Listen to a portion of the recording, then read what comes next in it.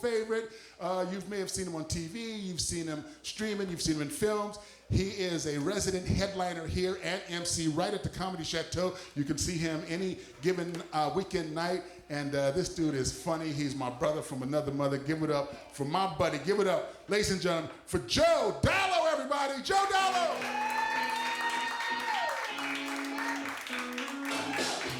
Let's keep it going for Stephen Kimbrough. Yo, here's doing comedy for a good cause. Clink, clink, clink. Let's clink them around. That's what we do. Get somebody to get Mom another drink. What are you drinking, Ma? That good. It's a mama. I had two. I'm having one of those now. My mama. Two more of these. That's why they fucking have Uber, right? Hey. 6 kids. Your husband come home. What do we have for dinner? Nim nim. I know what we're having for dinner.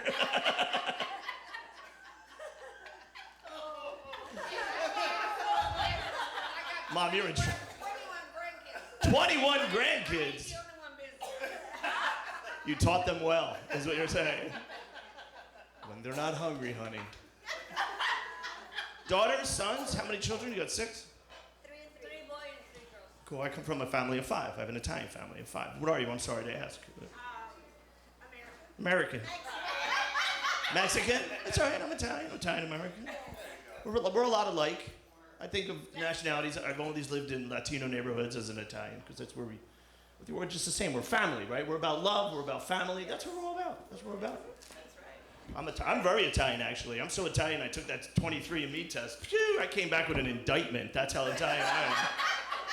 Shit, I'm so Italian, it came back 23. It wasn't me. I wasn't in town that day. I don't know what you're talking about, eh? That's how fucking Italian I am. They give you percentages. Mine came back 94.7% Italian. 95% Italian. It's amazing, man. I went to check and find out what the other 5% was. 3% was in the witness protection program. And the last 2%, I was told to mind your friggin' business. Mind your friggin' business with that other. That's a lot of it. Woo!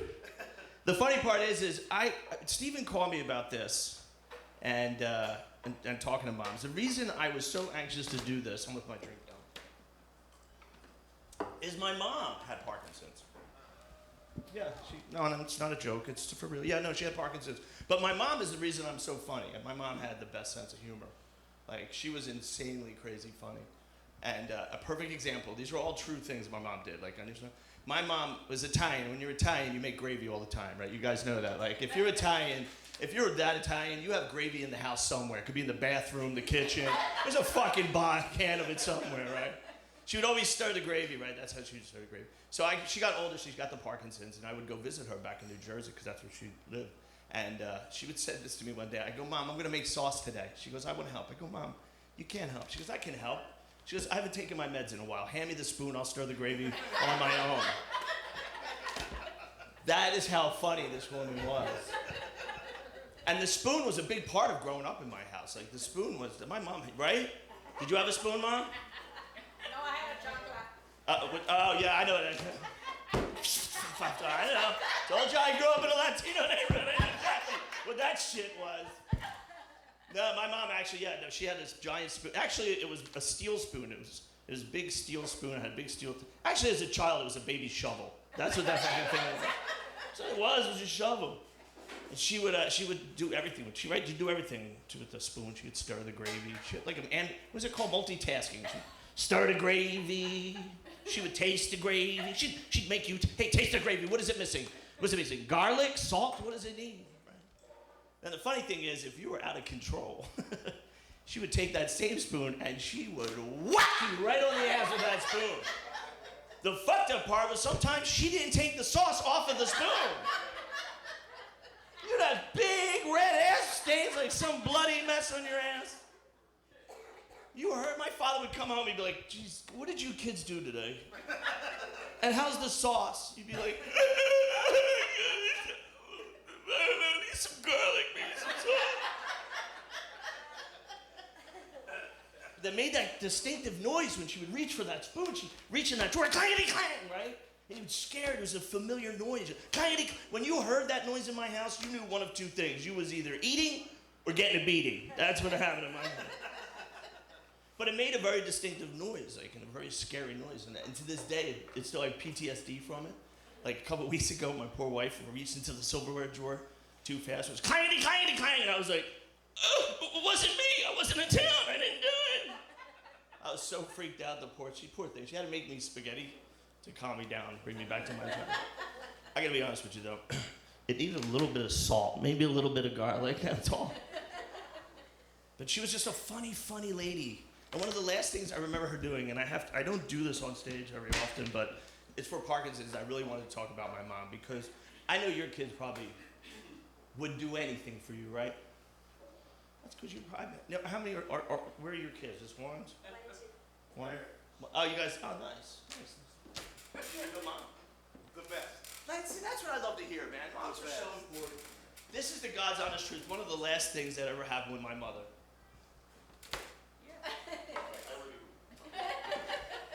So, my mother lived in a senior apartment place. Just a bunch of crazy old people drinking and partying and fucking They really are. Like, you think old people get to a certain place, they get to the senior citizen places, they're living at the rock and roll, right? So my mom, I'll never forget this. She used to have to go from the kitchen to the bathroom.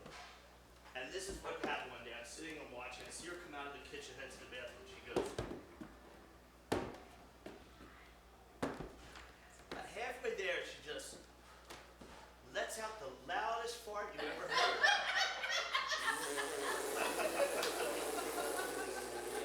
Hallelujah. Without missing a beat, she just looked up at me and went like this. Turbo.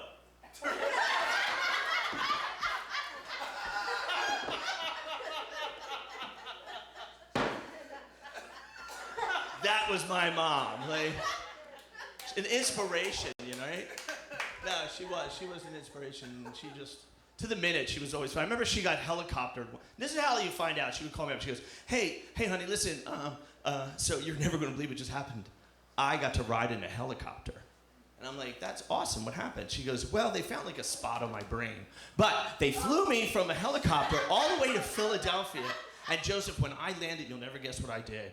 I'm like, wait, what? And she goes, they said, do you smoke? And I said, only the pot.